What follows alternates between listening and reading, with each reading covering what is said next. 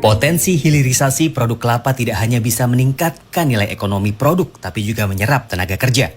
Misalnya pada industri briket arang kelapa di Tegal, Jawa Tengah.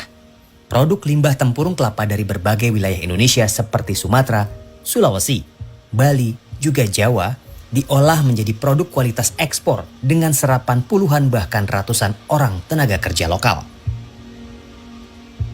Datang sih jam 8 kurang 15 menit, mulai kerja kan jam 8.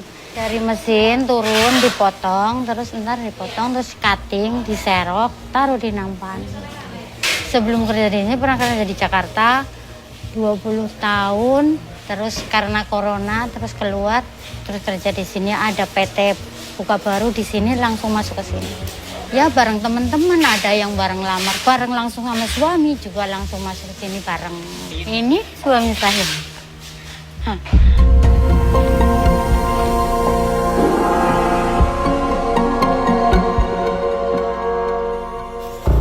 Di pabrik ini, arang tempurung yang dibeli dari pengrajin arang daerah seharga Rp14.000 per kilogram diolah menjadi briket berkualitas premium.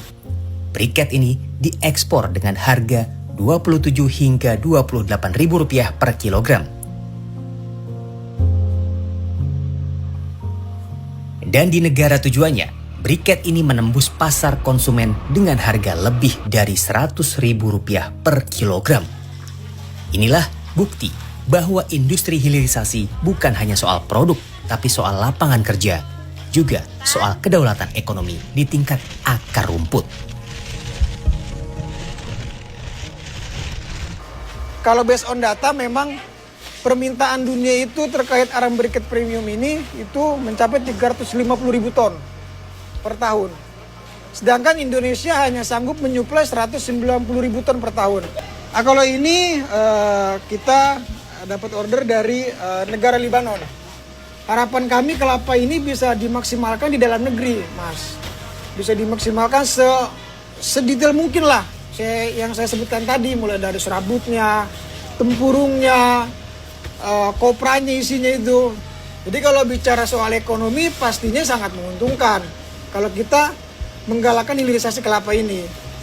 Karena kalau kita bicara di media kan mungkin mengglorifikasi terkait ekspor kelapa bernilai jutaan dolar. Justru kami yang mengerti itu akan bertanya, kalau kita hilirisasi berapa ratus juta dolar yang akan kita dapat, berkali-kali lipat kan harganya. Nah itu pandangan dari kami, dan setahu saya hampir seluruh produksi turunan kelapa ini masih padat karya. Jadi memang masih membutuhkan banyak tenaga, banyak orang. Di tengah gelombang PHK besar-besaran, justru saya berharap kelapa ini menjadi salah satu penopang ekonomi nasional ke depannya.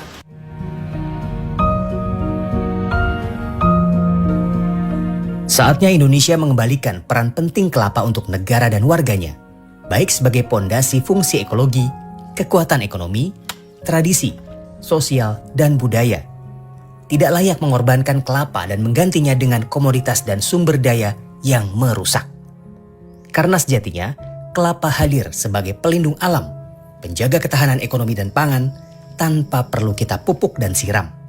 Kelapa akan tumbuh dan memberikan manfaat untuk tanah, air, dan manusia di sekitarnya.